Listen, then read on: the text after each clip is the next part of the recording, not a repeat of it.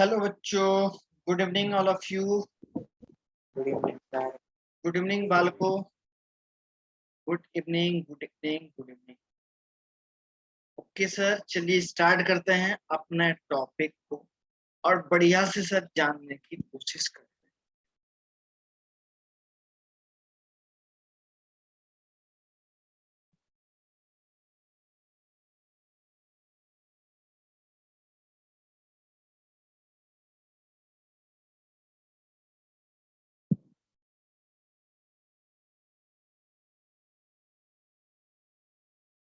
Okay, तो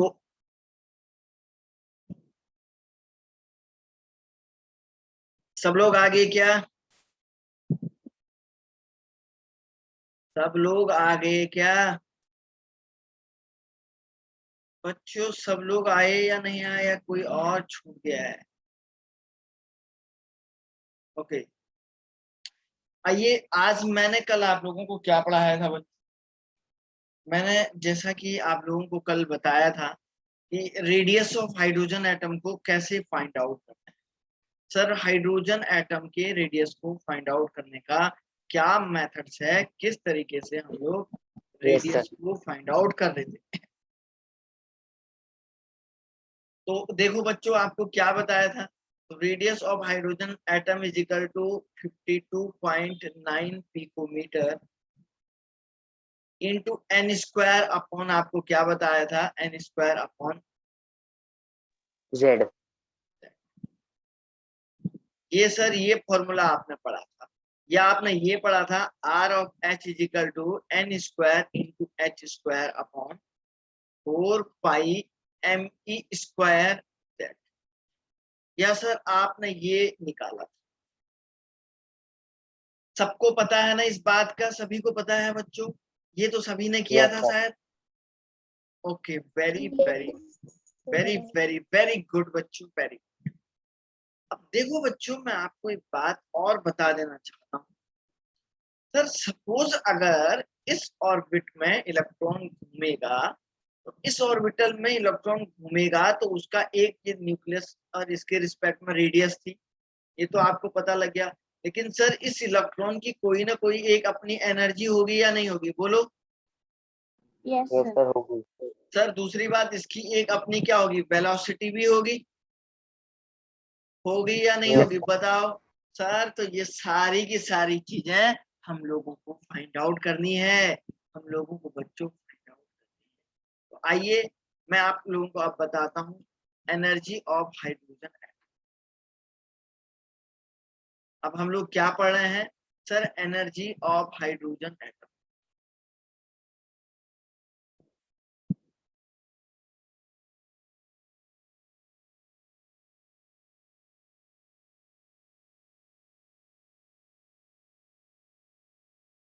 hydrogen atom की energy हम लोग निकालते हैं बच्चों। बेसिकली क्या होता है ना, किसी भी एनर्जी जो होती है ना हाइड्रोजन एटम की, वो होता है उसके काइनेटिक एनर्जी और पोटेंशियल एनर्जी के समेशन के इक्विवेलेंट। किसी भी ऑर्बिटल में जो इलेक्ट्रॉन की एनर्जी होती है, हाइड्रोजन एटम की इलेक्ट्रॉन की जो एनर्जी होती है या हाइड्रोजन एटम की जो एनर्जी होती है, वो उसके काइनेटिक एनर्जी और पोटेंशियल एनर्जी के समेशन के बराबर होती है। अब देखो बालको, पोटेंशियल एनर्जी का मैं यहाँ पे फॉर्मूला लिख देता हूँ, जो आप बाद में फिजिक्स में पढ़ोगे। Z E square upon R, ये इसका फॉर्मूला। ठीक है ना? अब बच्चों अभी आपने पढ़ा नहीं है, वहां पे आप पढ़ोगे, वहीं पे ये बेसिकली ये कंसेप्ट है। देखिए, मैंने आपको बताया था बच्चों, सर यहाँ पे इस तरीके से ये सर्कुलर पाथ है, ये सर्कुलर पाथ ऐसा आपको दिख रहा है, एक। ठीक है ना? तो देखो ये बच्चों, ये वाला जो सर्कुलर पाथ है ये आपको दिख रहा है। अब देखो सर, ये न्यूक्लियस है और न्यूक्लियस के चारों तरफ मैंने कहा इस तरीके से इलेक्ट्रॉन घूम रहा है। और आपने बोला सर ये इलेक्ट्रॉन, ये पॉजिटिव प्लस जेड ई चार्ज वाले इलेक्ट्रॉन और इस ई नेगेटिव चार्ज वाले इलेक्ट्रॉन के बीच में एक फोर्स ऑफ अट्रैक्शन लग रहा था, लग रहा था, बोला था ना आपने? बताया था नहीं बताया था? तो सर उसको हम Yes, sir. कूलम्ब्स लॉ के अकॉर्डिंग फॉलो कर रहे थे, Q1 into Q2 upon K into Q1 into Q2 upon R square, जिसको मैं बोल रहा था ZE square upon R square, यही बोल रहा था मैं फोर्स। दूसरा एक और फोर्स लग रहा था इलेक्ट्रॉन्स की तरफ, यहाँ से अपोजिट ऐसे लग रहा था, जिसको आप बोले थे सेंट्रीफ्यूगल फोर्स। तो वो F की वैल्यू किसके इक्विवेलेंट आ रही थी रे बच्चों, mv स्क्वायर।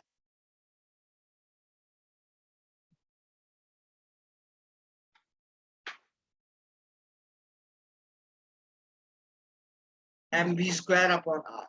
और फिर मैंने क्या बोला था आपको कि बच्चों दोनों के दोनों फोर्स मैंने क्या बोला था सर, इक्वल हो जाते हैं। तो one of the force is equal to another force. तो आप क्या बोल रहे थे sir, ZE square upon R square is equal to mv square upon r। इससे ये कैंसल आउट कर देते सर। mv स्क्वायर की वैल्यू कितनी हो रही रे, काल को ZE स्क्वायर अपॉन R आएगा नहीं आएगा, बोलो रे बच्चों। This is the question number 1।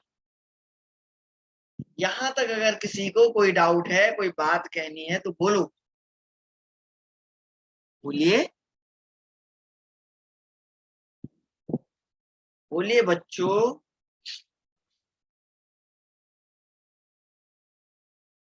अरे क्लियर है हाँ या ना तो बोलो, तुम्हारे तो बिल्कुल मुंह ऐसे Yes, yes sir, sir, clear है. clear है.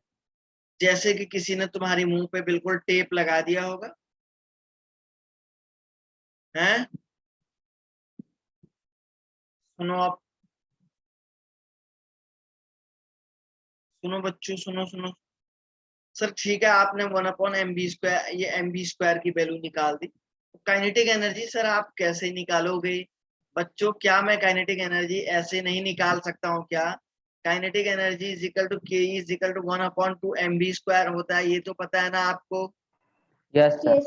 Yes. तो K is equal to 1/2 into mv square की वैल्यू रखो इसमें। तो काइनेटिक एनर्जी क्या हो जाएगा बच्चों, ZE स्क्वायर अपॉन R। आया नहीं आया समझ में, बोलो बच्चों। आया sir. वेरी आ गया समझ। गुड, शाबाश शाबाश शाबाश। सर थोड़ा सा मिटाना तो पड़ेगा ये। अब पोटेंशियल एनर्जी मैंने ऊपर लिखा हुआ था, मिट गया हुआ, अभी फिर से दोबारा लिखता हूँ।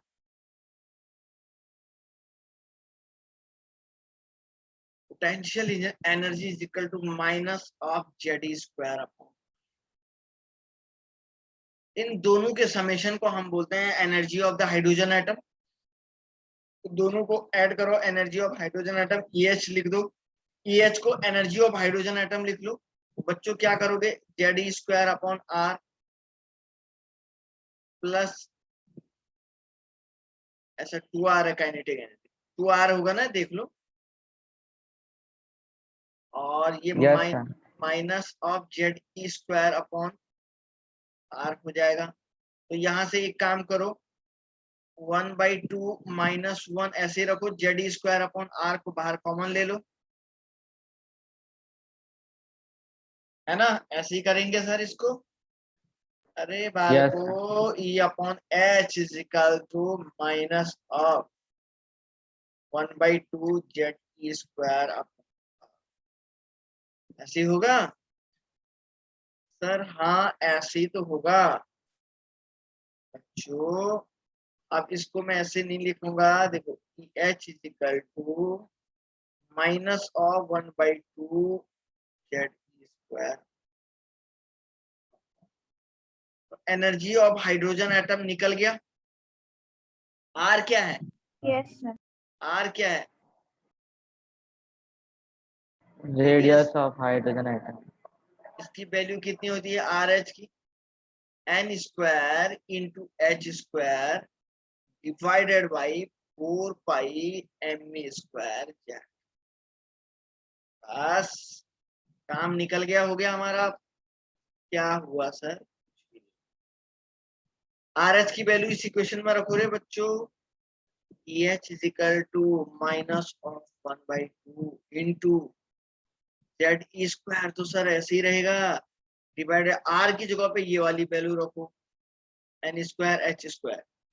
Into N square into H square divided by ये हो जाएगा, ऊपर चला जाएगा 4 pi square M E square Z. ऐसे होगा क्या बच्चों, दिख रहा है ना आप लोगों को? Yes, sir. तो ये क्या होगा yes sir, sir. Z into, अच्छा के भी होगा, कहीं ना कहीं के भी होगा, के भी रख लो यार, ठीक है।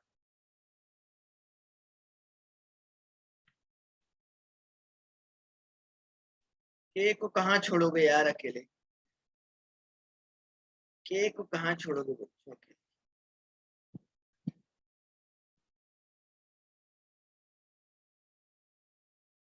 के को अगर छोड़ने की जरूरत भी नहीं है, वो खुद ही के की वैल्यू भी फाइंड आउट हो जाएगी, खुद ही के की वैल्यू भी वो फाइंड आउट हो जाएगी। सर काइनेटिक एनर्जी में आ जाएगा हाफ के एम स्क्वायर।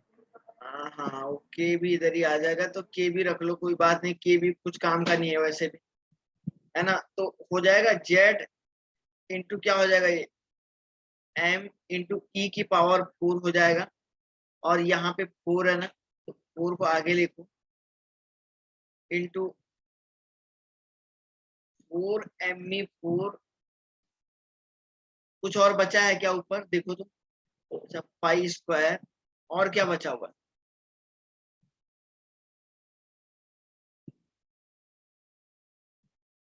और कुछ बचा सर है? हाँ सर ये वापिस समझाओ ना, आर एच के बाद। ये छोटी सी बात है। वो कैसे दिखा आपने सर?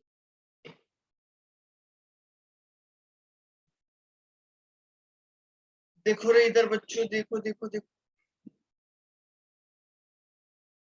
मैंने आपको बताया बच्चों कि सर यहाँ पे आर एच की जो वैल्यू है ना, वो इस इक्वेशन में रखो। तो इक्वेशन क्या है, E is equal to -1/2 into Z into E square divided by R, R की वैल्यू क्या है N square into H square, into ये क्या हो जाएगा, के भी इसके साथ में है, ऐसे ही चिपका के रख लो इस के को भी, है ना, और डिवाइड में ये क्या हो जाएगा, ये ऐसे, ये नीचे ऐसे ऊपर आ जाएगा ना, 4 pi square M E square Z. अरे बच्चों ऐसे ही तो होगा, होगा नहीं होगा? Yes sir. ये वैल्यू मैंने यहाँ रख दी है बस, और क्या किया इस वाले इक्वेशन। सर पोटेंशियल एनर्जी में भी के का मल्टीप्लाई होता है? नहीं नहीं नहीं नहीं, नो नो, समझ रहे हैं? तो ये सर 2 से ये 2 कैंसिल हो गया, और तो यहाँ पे देखो ये क्या है इधर, 2 pi square M E 4 Z, ठीक है ना, M E 4 Z divided by क्या हो जाएगा N square into H square is equal to E of Z. देख लो भाई, देख लो भाई, माइनस में आ जाएगा, E H is equal to final क्या आ रहा है, minus of 2 pi square M E 4 Z divided by n square into h square. This is the energy of hydrogen atom. This is the energy of hydrogen atom. किसी को कोई doubt है तो बोलो अब। अरे के की वैल्यू 1 ही होती है? जी के की वैल्यू 1 होती है सर? के भी चला दे यहीं पे। तो सर वहां पे जब हमने ई ऑफ एच लिखा ना सर स्टार्टिंग में, तो सर वहां पे के का मल्टीप्लाई काइनेटिक एनर्जी में होगा ना, तो के जेड स्क्वायर अपॉन 2r होगा। अच्छा यहाँ लिखा हुआ है ना के, हाँ तो सर अगर वहां पे जो ई एच में जो हमने formula kinetic energy plus potential energy रखा है ना सर, वहां पे के जेड स्क्वायर अपॉन 2r होगा काइनेटिक एनर्जी की जगह। तो सर वो जो 1/2 -1 लिखा है उसका k/2 -1 होगा ना सर? कहाँ पे कह रहा है? सर फर्स्ट कॉलम में आपने 3 कॉलम बनाए, उसमें से ये फर्स्ट कॉलम में। ये हाँ सर। तो ये, अच्छा ये वाला टर्म ठीक, एक्चुअली यहाँ पे एक काम करते हैं, k इजिकल टू 1 रख लो, ये k का लफड़ाई खत्म हो जाएगा, वैल्यू बाद में आ जाएगी की, समझ रहे हैं ना, सुन रहे हैं बेटा? हाँ सर। सर यहाँ पे के की वैल्यू ही 1, के का लंबाई, लाइट चली गई है,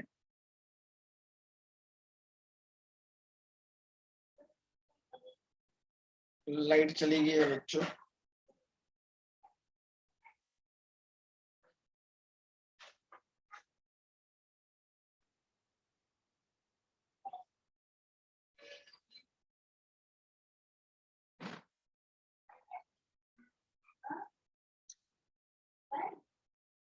आवाज आ रही क्या मेरी? हाँ सर। यस। एडजस्ट करो थोड़ा बहुत, ऐसे है ना, एक्चुअली लाइट चली गई है। तो सर ये के की वैल्यू ही आप 1 कर दो, फाइनली लफड़ाई खत्म करो, ठीक है ना। आया बेटा? तो ये फाइनल एनर्जी आ रही है, के का कोई रोल नहीं होगा इसमें, तो ये फाइनल एनर्जी इतनी आ रही। आया समझ में सबको? Yes sir. देख लिया सभी ने? देख लो भाई, किसी को कोई बात कहनी है तो बोलो।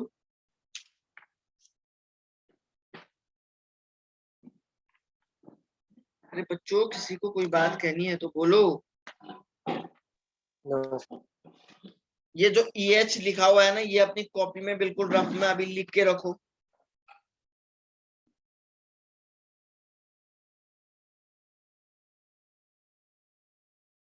इसको अपनी कॉपी में लिख के रखो बच्चों अभी, ठीक है ना। ओके, अब देखो 1 मिनट है।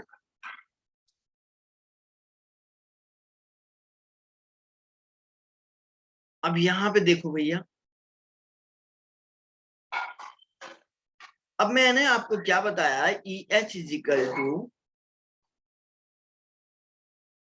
Is equal to minus of 2 pi square me4 z।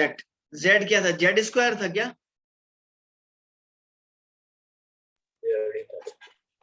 Z square था ना? अरे जेड स्क्वायर था क्या? नहीं सर, सिर्फ जेड था, जेड स्क्वायर नहीं सिर्फ था। जेड था सर।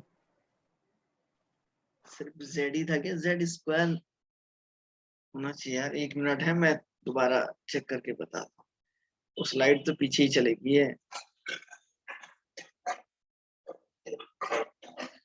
देखो 1 मिनट है, हमारे पास यहाँ तक था ना, यहाँ तक आपने निकाल दिया था। कहाँ तक? कि फाइनल आपके पास एनर्जी ऑफ हाइड्रोजन एटम यहाँ तक आया था, EH is equal to minus of 1/2 ZE square upon R। यहाँ तक आया था ना? आया था ना बच्चों? तो R yes sir. Is equal to आपके पास क्या आ रहा था? Yes sir. तो R इजिकल टू आपके पास आ रहा था N square H square upon 4 pi square ME square Z, है ना। तो Z स्क्वायर आएगा ना ये ऊपर जाके, तो EH is equal to minus of 1/2 Z into E square divided by R की जगह पे क्या आएगा? N square into H square into N square, ठीक है। तो ये डिवाइडेड बाई क्या आ जाएगा? ये वाला term 4 pi square ME square Z, है ना। तभी तो ये ऐसा आ रहा है, तो ये इससे कैंसिल आउट हुआ, तो minus of 2 pi square ME4 Z square, ये आ रहा है। आया समझ में? Yes sir. थोड़ा सा जेड भी बचा हुआ है, कैलकुलेशन में देख लीजिएगा उसको, ठीक है बेटा। आया सबको समझ में? अरे हाँ या ना तो बोलो। आ गया सर। सर। हाँ, यस सर। सर ये इसमें जो ME दिया है वो क्या इंडिकेट करता है? M का मतलब मास, E का मतलब चार्ज। Okay sir. तो सर ये वाली वैल्यू आई हुई है H स्क्वायर, ठीक है ना। चलो अब मैं इसको थोड़ा यहाँ से ये वाला मिटा देता सर, हूँ। हाँ, सर H स्क्वायर क्या इंडिकेट करता है? प्लैंक कांस्टेंट यार, कल भी तो बताया था। हाँ सर। देखो बच्चों, इधर देखो, पाई की वैल्यू कितनी होती है? 3.14, है ना। और M की वैल्यू कितनी होती है? 9.1 इंटू 10⁻³ kg। और सर E की वैल्यू कितनी होती है? 1.6 इंटू 10⁻⁻19। ये चार्ज है, समझ रहे हैं ना। पाई का मतलब ये मास है, और E का मतलब ये चार्ज है ना। Z तो खैर, Z को तो अलग रहने दो, एन भी रहने दो, एच इजिकल टू क्या है 6.6 इंटू 10⁻⁻34, इसको हम लोग बोलते हैं प्लैंक कांस्टेंट, प्लैंक कांस्टेंट बोलते हैं इसको, ठीक है ना। तो बच्चों एक बात देखो, इधर देखो, मैं इसको माइनस ऑफ 2π² माइनस ऑफ देखो 2π² me4 into z² divided by h² into n², ऐसा लिख सकता हूं क्या। इसको सेपरेट कर लिया ना मैंने, देख रहे हैं आप लोग, सेपरेट कर लिया मैंने इसको। Yes sir. सेपरेट करना समझ रहे हैं ना, कैसे सेपरेट किया मैंने, बोलो Yes, प्यारे sir. बच्चों, Yes, बोलो sir. प्यारे प्यारे बच्चों। Yes sir. तो सर ये वाली वैल्यू आप रख सकते हैं ना, खुद से रखोगे नहीं रखोगे, जो यहाँ रखी हुई है मैंने। तो एनर्जी ऑफ हाइड्रोजन एटम, अगर ये सारी की सारी वैल्यू बच्चों अगर आप लोग रखते हो ना, तो ये वैल्यू अलग अलग टर्म में अलग अलग आती है। तो समझ लो मैंने ये कोई एक कांस्टेंट के बोल दिया, मान के चलो कोई एक कांस्टेंट के बोला, तो मैं इसको के इंटू ऐसा नहीं लिख सकता हूँ क्या, z² upon n², this is the energy of hydrogen atom, हो जाएगा नहीं होगा, बोलो।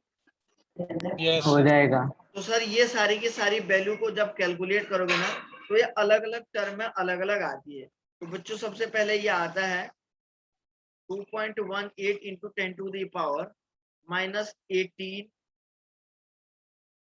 जूल पर एटम इंटू आपका हो जाएगा n² into z² upon n²। पहला तो आपके पास जूल में ये वाली वैल्यू आ जाएगी, समझ रहे हैं क्या, बोलो रे बच्चों। Yes sir.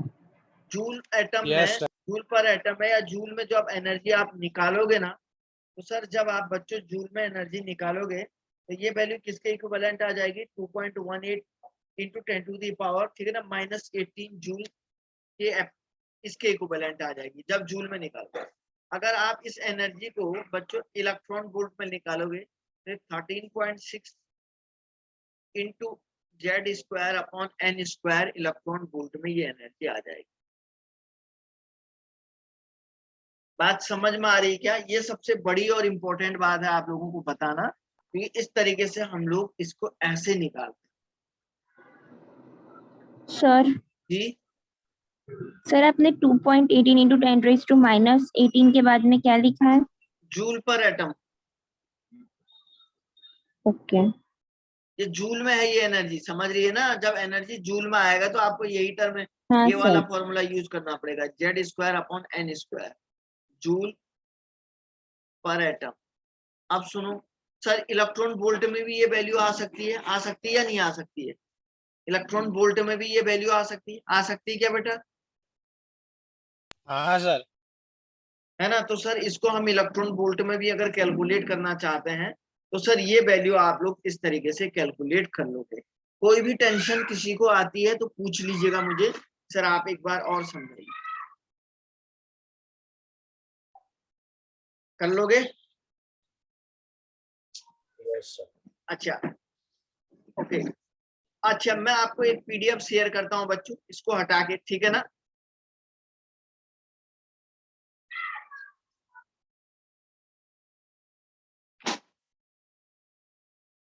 हमें जो है सर एक पीडीएफ शेयर करना है अभी,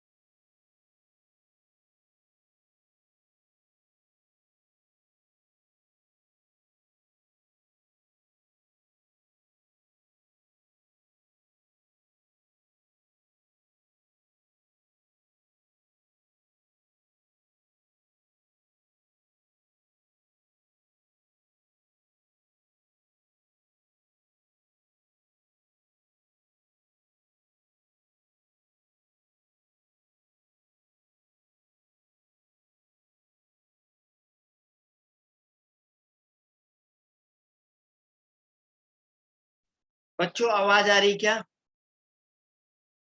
यस सर। वहां पे बारिश कितनी लगी है? नहीं है sir.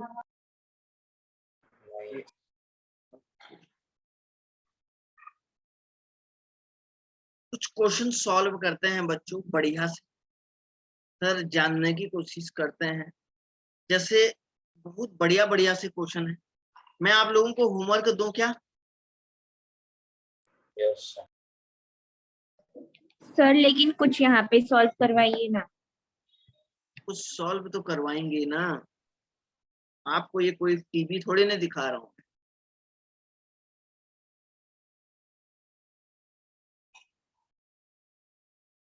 Okay okay,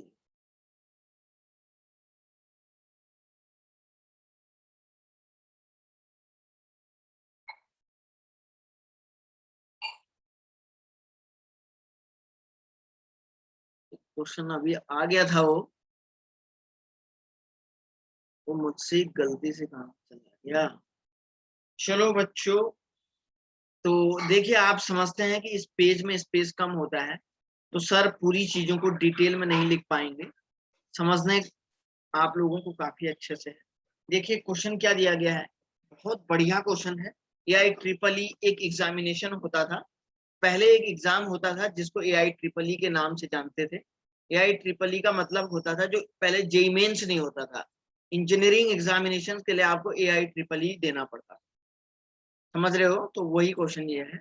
the frequency of light emitted for transition of n is equal to 4 to n is equal to 2, मतलब वो कह रहा है of helium atom, helium plus atom के लिए वो कह रहा है, हीलियम प्लस एटम के लिए वो frequency of n1 is equal to कितना दे रहा है, 4 दे रहा है, और n2 इज इक्वल टू कितना दे रहा है, sorry n1 is equal to 2 देगा और n2 इज इक्वल टू 4 देगा। n2 is always always greater than होगा n1।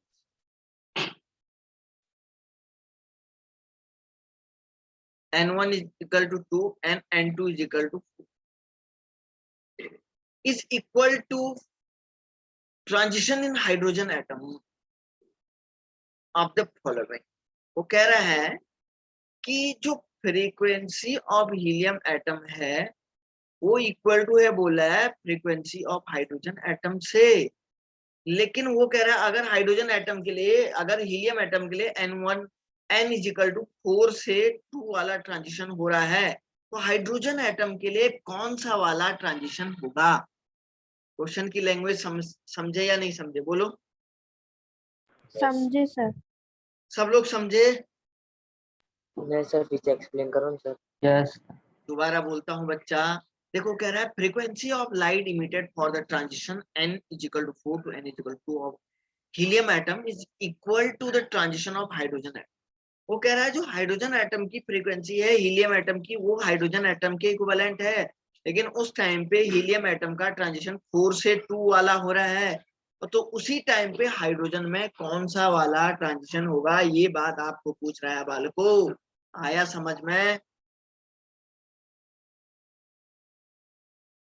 आया समझ में? Yes sir. हाँ सर आया। तो अब एक बात बताओ, फ्रीक्वेंसी इज इक्वल टू क्या होता है रे बच्चों? 1 upon lambda is equal to क्या होता है रे बच्चों? R of H into 1 upon n1 square minus 1 upon n2 square into Z square.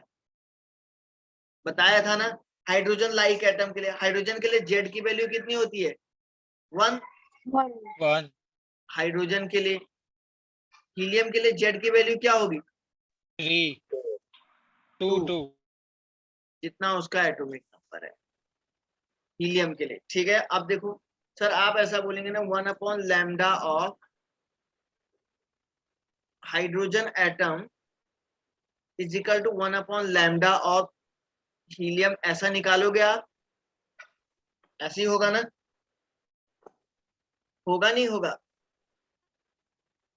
Sir ये वापिस एक्सप्लेन करो ना, कौन सा वाला? ये आपने जो लिखा है वो 1 अपॉन लैम्डा वाला। अरे फ्रीक्वेंसी है ना, frequency is equal to 1 upon lambda होता नहीं होता, बोलो। फ्रीक्वेंसी। फ्रीक्वेंसी तो सी अपॉन लेमडा नहीं होता? अरे यार तुम लोग एक बात है, घर में बिल्कुल भी नहीं पढ़ते हैं क्या? सी अपॉन लेमडा होता है, कल मैंने बताया था ना आपको। अगर बच्चों ये सी की वैल्यू भी फिक्स है, सी की वैल्यू फिक्स है तो फ्रीक्वेंसीज इनवर्सली, कल भी तो यही बात पढ़ाई थी मैंने घर। एक बात बताओ, मुझे लगता है तुम घर में कभी भी नोट्स नहीं बनाते हो क्या? अरे तुम लोग घर में कभी पढ़ते नहीं हो क्या? रिवाइज नहीं करते हो क्या? सर करते हैं। तो क्यों पता नहीं लग रहा है रुतु आपको? सर मैंने क्वेश्चन नहीं पूछा। ये बात तो मैंने कल भी बताई थी यार। मुझे तो ऐसा लग रहा है तुम लोगों में से बहुत कम बच्चे पढ़ते हैं अपने घरों में। तो देखो 1/h+ is equal to 1/λ of helium plus होगा नहीं होगा बताओ? इसका वेवलेंथ इसका वेवलेंथ यस सर। तो हो जाएगा। तो सर यस ये सर। अब देखो, अब ये मत भूल देना कि ये कल फॉर्मूला पढ़ाया है। RH इजिकल टू ये हो जाए नहीं हुआ? तो हाइड्रोजन के लिए RH की वैल्यू तो सेम ही रहेगी। तो 1/N1² minus 1/N2² is equal to, इसमें थोड़ा जगह नहीं हो रहा है, हीलियम के लिए क्या हो जाएगा? R of H into 1/N1² minus 1/N2² into Z²। ऐसे ही होगा ना हीलियम के लिए? Yes sir. Yes sir. Hydrogen के लिए N1 की वैल्यू कितनी होगी हाइड्रोजन के लिए, बोलो? कल ही तो बताया था यार, कल तो 1 लिखवाया, सर। 1 कल तो लिखवाया है भाई। RH से RH को कैंसिल करो तो 1 माइनस हाइड्रोजन के लिए 1/1 का मतलब 1 माइनस N2² इजिकल टू क्या हो जाएगा यहाँ पे? 1/N1² कितना है? 2² माइनस 4² इंटू 2²। समझ रहे हैं ना? वहां से इधर आओ, 1 माइनस 1/N2² इजिकल टू क्या होगा? 1/4 माइनस 1/16 इंटू 2। तो 1 माइनस N2² इजिकल टू कितना होगा? ये क्या हो जाएगा? 4 माइनस 1/16। 1 डिवाइडेड बाई क्या हो जाएगा? 16। ऐसे ही होगा ये। Yes sir.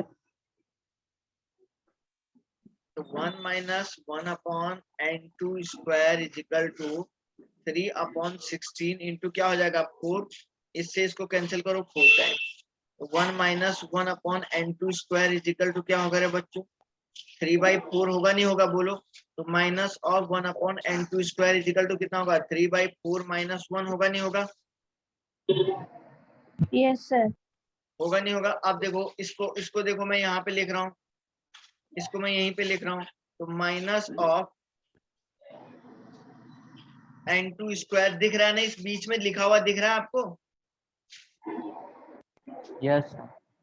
Yes sir. कोई ऐसा तो नहीं है बच्चों? तो 4 तो माइनस ऑफ ये क्या हो जाएगा? 1/4 हो जाएगा, यस सर। यस है ना? और sir sir N2 is equal to 2। हाँ तो देखो इससे सर इसको कैंसिल आउट करिए।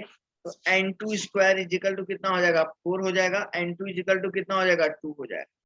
2 ठीक है ना? तो आप देख रहे हैं N1 क्या है? 1 है ना? तो आप देख रहे हैं कौन सा ट्रांजिशन होगा? N2 से N1 वाला ट्रांजिशन होगा। तो मतलब 2 से 1 वाला ट्रांजिशन होगा। तो देखो हाँ ऑप्शन ए। ऑप्शन देखो बेटा, ऑप्शन नंबर कौन सा है? ए वाला ऑप्शन करेक्ट, ए। ए वाला करेक्ट है। ये सर बीच, हाँ जी, हाँ जी। सर इधर इधर हमको दिया है कि फ्रीक्वेंसी ऑफ लाइट एमिटेड उसका रेशियो है वो 2:1, तो हम डायरेक्ट उसका रेशियो और इसका रेशियो इक्वल करके आंसर लिख सकते हैं। कहाँ दिया? हाँ बिल्कुल, अभी वो बता रहा हूँ, 2 मिनट रुक जा बेटा। पहले ऊपर वाला समझ में आया ना? बोलो किसी को डाउट आए तो। सर ये अपने इंटू Z² कब लिखने का? मैंने कल बताया था ना बच्चों, हाइड्रोजन लाइक एटम के लिए। बेटा तू थोड़ा घर में रिवाइज कर ले। हाँ बिल्कुल नहीं पढ़ रहा है, थोड़ा अपने घर में पढ़ा करो भाई। कल बताया था ना मैंने, हाइड्रोजन लाइक एटम के लिए Z² यूज करना है। Yes sir. तुम लोग नोट्स, यस सर। अरे तुम लोग नोट्स नहीं बना रहे हैं क्या अपनी कॉपी में? लिख भी नहीं रहे हो क्या घर में? सर बना रहे लिख रहे थे। हैं। बना रहे थे। अरे तो ये तो कल ही बोला था, ये लिखवाया नहीं था क्या ये फॉर्मूला? लिखवाया था सर।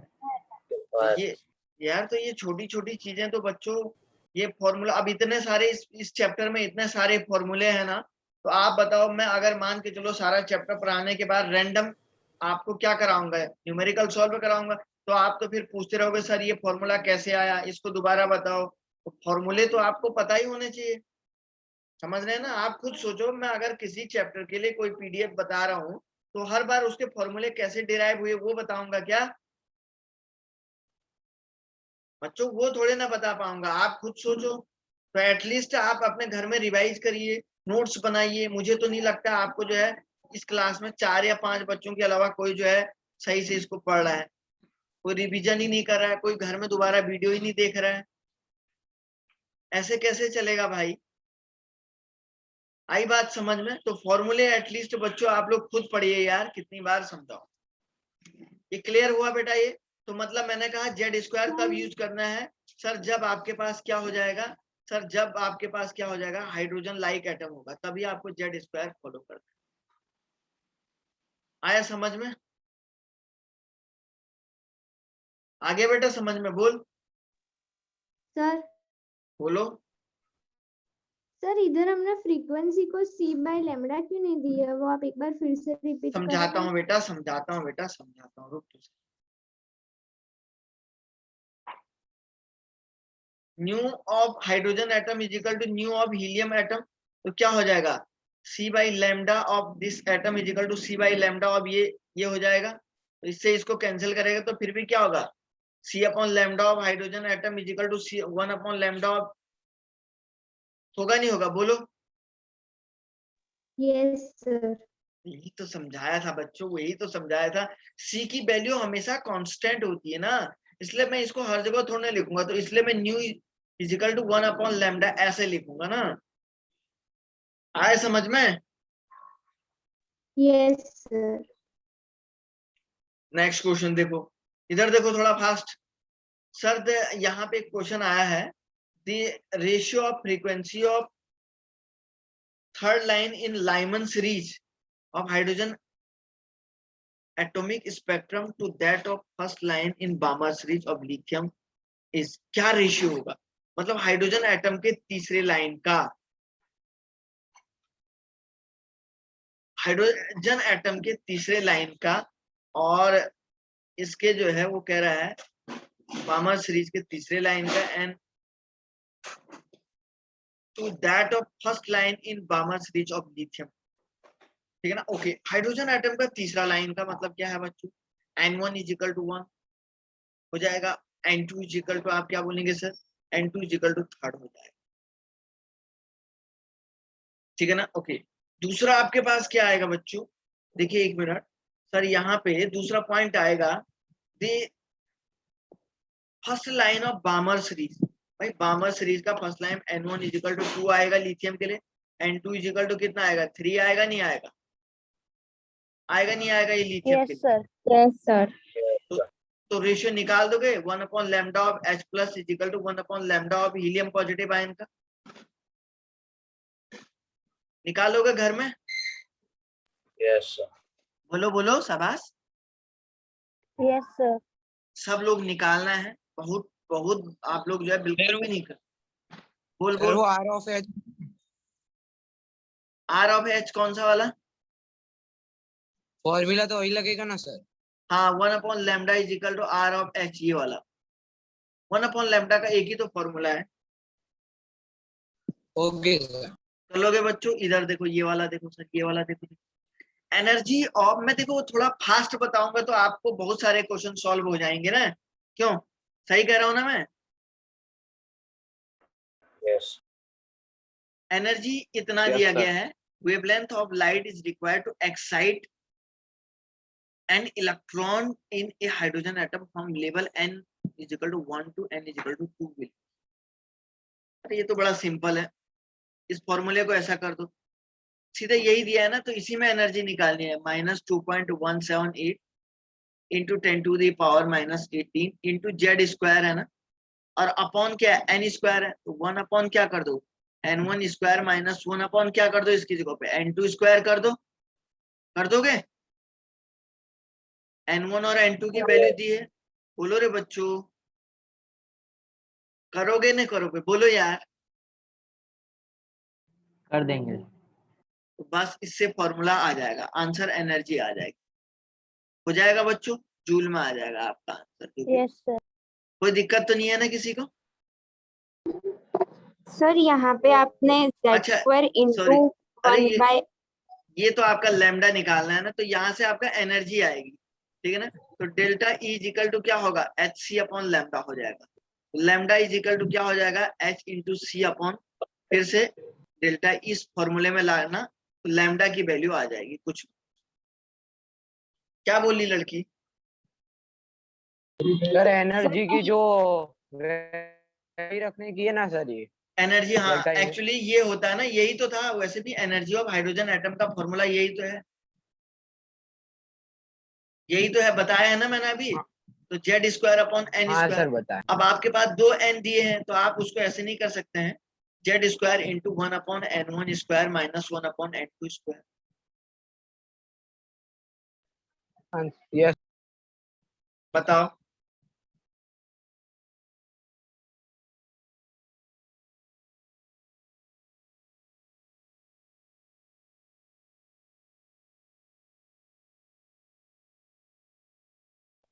सर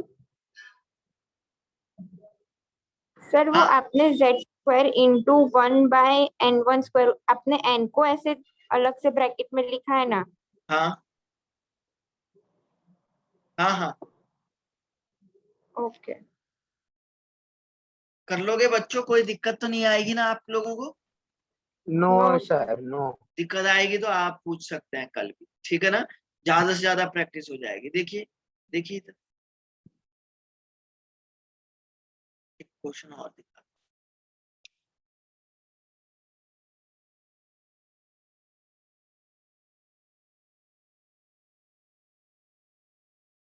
ये वाला देखो, which of the following is energy of possible excited state of hydrogen atom। देखो बच्चों, इलेक्ट्रॉन वोल्ट में एनर्जी दी है, energy of hydrogen atom is equal to कितना होता है, 13.6 into Z square upon N square, होता है नहीं होता है, जेड इज इक्वल टू 1 होता है। तो पॉसिबल एक्साइटेड स्टेट हाइड्रोजन की, देखो हाइड्रोजन की ग्राउंड स्टेट यही होगी, एन इज इक्वल टू 1, यही होता है ना। तो फर्स्ट एक्साइटेड स्टेट क्या हो जाएगी, ये वाली, एन इज इक्वल टू 2। ये फर्स्ट एक्साइटेड स्टेट होगी नहीं होगी, बोलो रे बच्चों। सर आपने 13.6 कैसे लिया सर? अरे ये मैंने अभी लास्ट में बताया था ना, पीपीटी में बताया नहीं था कि जो एनर्जी ऑफ हाइड्रोजन आती है ये है इसका फॉर्मूला, बताया था ना मैंने, लिखवाया नहीं था क्या अभी? हाँ सर लिखा है। यस सर लिखवाया था सर। कॉपी में बोला था ना मैंने, इसको नोट करो। देखो अब तो यहाँ ये हाँ सर, ग्राउंड ये लिखो। स्टेट से ये क्या हो जाएगा, n1 से n2 हो जाएगा, फर्स्ट एक्साइटेड स्टेट। सबको आ रहा समझ में? हाँ सर आ रहा है। Yes Yes. सर। ध्रुवांशी आ रहा समझ में? Yes sir. तो एटलीस्ट आप यस और नो तो बोलिए। हेड पटेल आ रहा बेटा? मानव व्यास, मन पटेल, निधि, अरे कहाँ सो गए सबके सब? Yes sir. Yes yes sir. Sir. Okay, तो ये n इज इक्वल टू 1 हो गया, तो ये पहला एक्साइटेड स्टेट हो गया। Second excited state n is equal to 3 वाला हो जाएगा, इसको क्या बोलेंगे आप, सेकंड एक्साइटेड स्टेट हो जाएगा।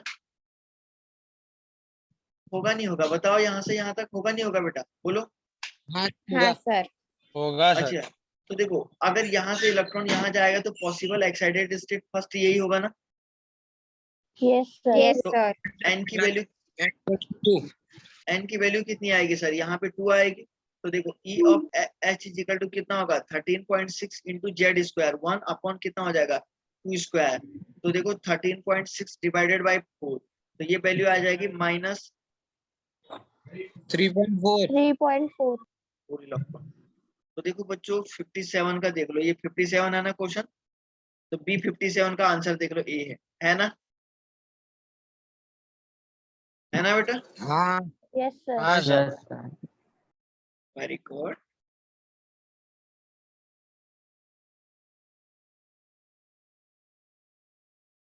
ओके, सर हमेशा माइनस आएगा 3.4। माइनस क्यों रहेगा उसके लिए मैं कल के लेक्चर में बताऊंगा उस बात। सुन रहे हैं? हाँ सर सुन रहा हूँ।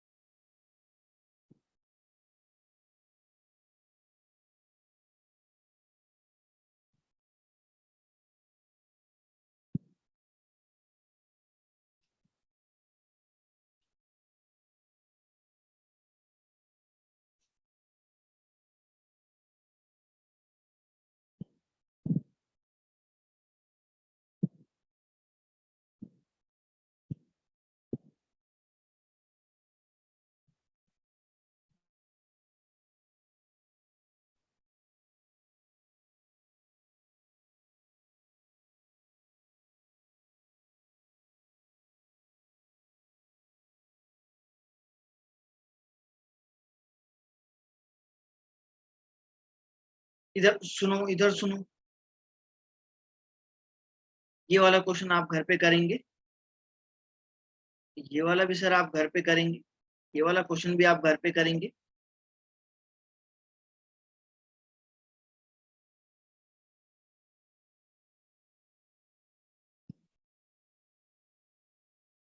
तो ये वाला क्वेश्चन देखो, जेईई मेंस 2019 में आया था।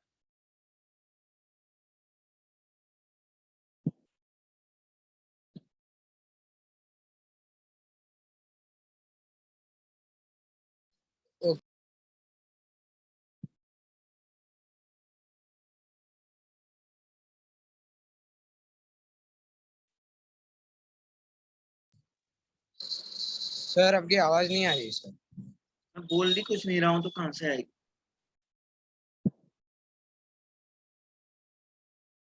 ठीक है ना? 1 मिनट और बता रहा हूँ, 2 मिनट की बच्चों ने। बच्चों और कौन से क्वेश्चन आप करोगे?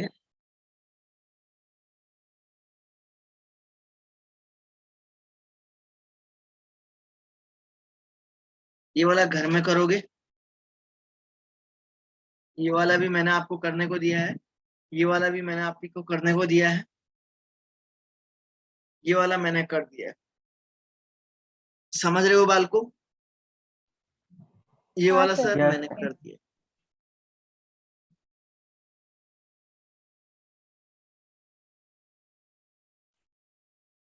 ये वाला भी थोड़ा सोच के करना है, आराम से करना है। ये वाला जो है ना, जैसा अभी ये वाला क्वेश्चन करा है, B44 वाला जो क्वेश्चन है ना, ये सेम इसकी तरह है, सेम इसकी तरह हो। B44 वाला सेम B46 की तरह है। 1 मिनट है।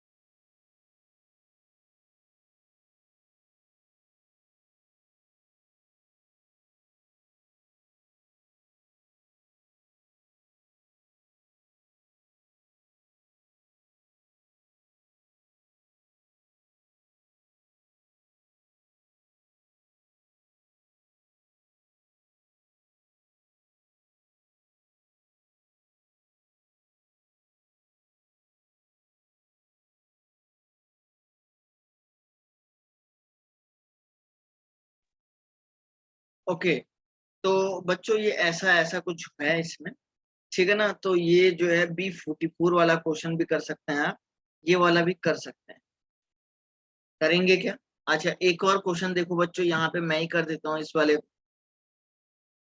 को देखो, मैं ही खुद कर देता हूँ। अभी आपको बहुत सारे इसी पे बहुत सारे क्वेश्चन सॉल्व करने हैं, समझ रहे हैं ना। What is the maximum number of, sorry, अच्छा ये वाला भी आप कर सकते हैं। Maximum number of emission line obtained when excited electron of hydrogen atom drop in n is equal to 5 to ground level। ground का मतलब क्या होता है? n1 की वैल्यू 1। कर लोगे? Yes, sir. हाँ सर। Yes, sir. चलो एक काम करो, पहले आप लोग इसका आंसर निकालो, फिर मैं B41 वाला बताता हूँ। मैं जानना चाहता हूँ कितने बच्चे निकाल पाए। करो तो शाबाश। तो किसका आंसर निकालना है? B40 वाले क्वेश्चन का आंसर निकालो पहले, सब लोगों का आंसर आना चाहिए।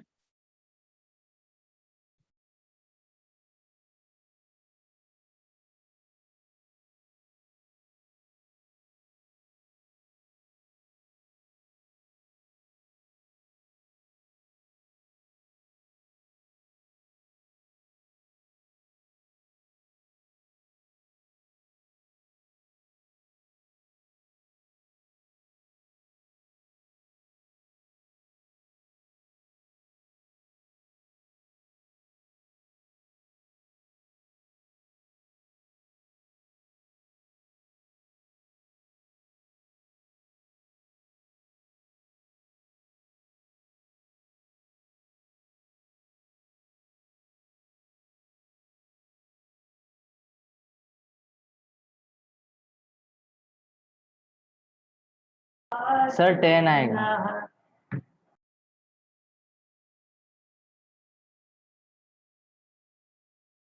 और लोगों का कितना आ रहा है बेटा आंसर?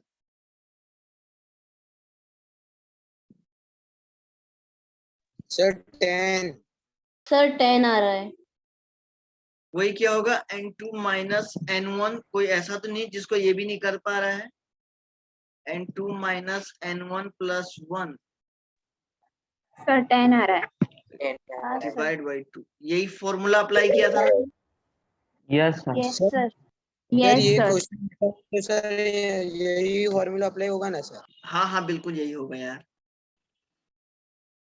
है ना। सब ने कर दिया, सब लोग करो। जैसे पहले आ रहा है यही फॉर्मेट। और लोग भी करो, और लोग कहाँ सो गए हैं? निधि मोडासा, 10 आया। निधि निधि परमार नहीं कर रहे हैं क्या? सोच लिया क्या बच्चों आपने, नहीं करेंगे हम? सर n1 1 होगा और n2 5 होगा। हाँ बेटा हाँ, बिल्कुल शाबाश। क्वेश्चन नंबर 41 देखो बच्चों कैसे करते हैं इसको। The wave number of the spectral line in emission spectrum of hydrogen will be equal to 8/9 times the Rydberg constant। मतलब वेव नंबर का मतलब b bar is equal to 8/9 of RH के इक्विवेलेंट होगा टू इलेक्ट्रॉन जंप फ्रॉम। तो if electron jump from, अब वो कह रहा है इलेक्ट्रॉन जंप करेगा, बोला कहां से कहां तक, ठीक है ना। अच्छा एक बात बताओ, क्वेश्चन समझ में आया क्या? सर सर, जम एकदम मतलब Yes, तो sir. ट्रांसमिशन ही ना सर? सुनो पहले आप लोग थोड़ा क्वेश्चन पढ़ो, दो बार सब बच्चे क्वेश्चन पढ़ो, फिर मैं बताता हूँ। खुद से पढ़ो।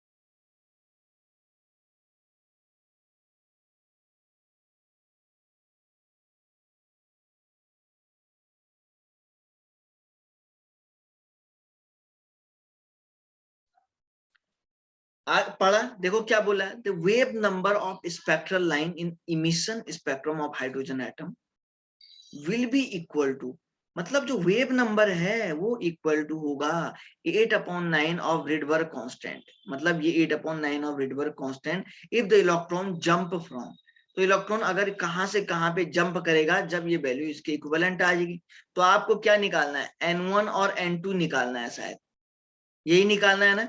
लेकिन किसके लिए बोला है, हाइड्रोजन एटम बोला है, तो N1 की वैल्यू क्या होगी, 1 होगी, 1 होगी, तो सब में 1 1 दिया हुआ है, दिया है ना। ऑप्शन ए आ जाएगा। रुक जा बेटा, सब में 1 दिया हुआ है वैल्यू, लेकिन N2 क्या होगा, तो wave number is equal to क्या होता है रे बाल को, 1/λ, होता नहीं होता, बोलो। होता है। Yes. तो Yes. वेव, तो इसकी जगह पे क्या लिख लूं, wave number is equal to 8/9 RH is equal to क्या लिखूं, RH into 1/N1 square minus 1/N2 square,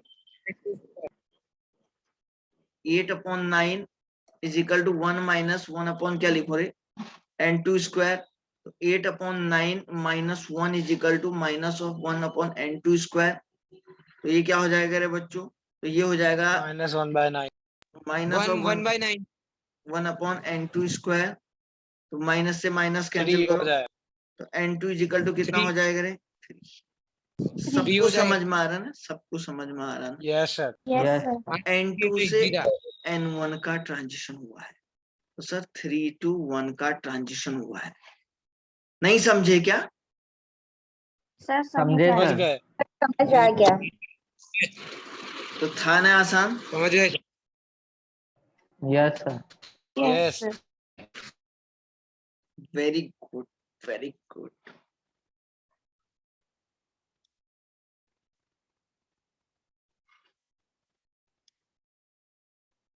एक मिनट रुको, हैं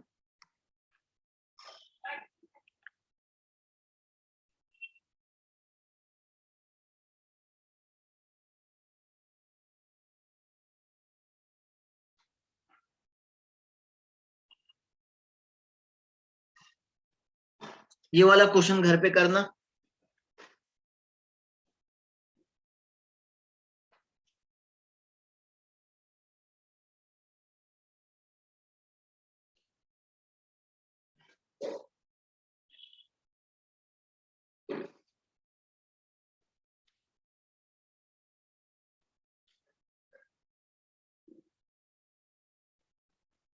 और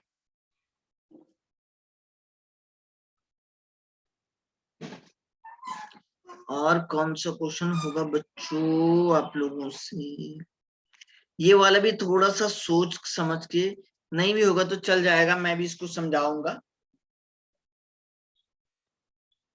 लेकिन इसको फिलहाल करते रहना। अच्छा ये वाला क्वेश्चन कर लोगे क्या, इसको करो तो बेटा सब लोग, इसको करो तो अभी,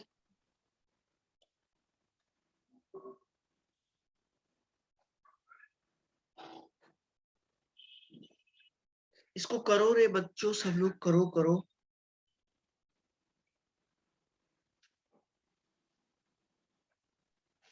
सर ऑप्शन बी आएगा सर शायद। शायद नहीं,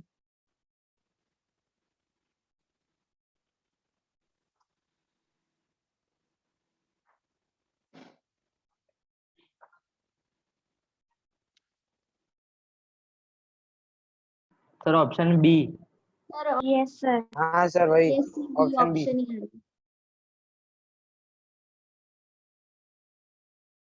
बच्चों शायद, परंतु व्हाट, ये सेट, ये सब कैसे चलेगा, आपको तो ऑप्शन बी आ गया सर।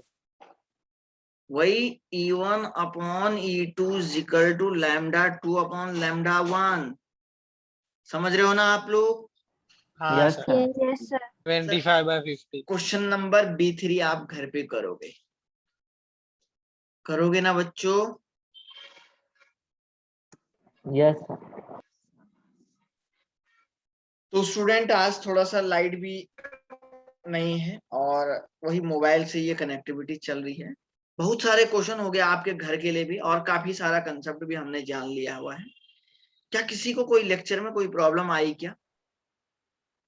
नो किसी को कुछ कहना है क्या? और no sir no sir no sir no sir. Okay, और कोई बच्चा कुछ कहना चाहता है तो बोले। आयुषी, sir. आयुषी कुछ बोलना चाहती हो क्या? No sir. Yashvi, no sir. कोई भी बच्चा अगर कोई डाउट है, कुछ बात है, बोलो बच्चों, कोई दिक्कत नहीं है। ये जो क्वेश्चन दिए हैं ये आप पढ़ लो, कर लोगे ना अच्छे से? ये जो क्वेश्चन दिए हैं यस ना, सर कर लेंगे। ये सब आप लोग कर लोगे Yes, ना sir. बढ़िया से? कोई दिक्कत तो कर नहीं लेंगे आएगी? Yes, sir. कोई दिक्कत तो No, नहीं sir. आएगी ना आप लोगों को? No sir. No okay, very very good बच्चों। चलिए तो मिलते हैं आप लोगों से नेक्स्ट लेक्चर में। फिलहाल के लिए आप जो है बाय सर। मेहनत करिए, इसका रिवीजन बढ़िया से करिए। ये सुनने को नहीं आना चाहिए बच्चों कि सर ये भूल गया, फॉर्मूला भूल गया। उसका रिवाइज करिए बढ़िया से, समझ रहे हैं ना आप लोग? चलो ओके बच्चों। Bye sir. Bye sir. Thank you.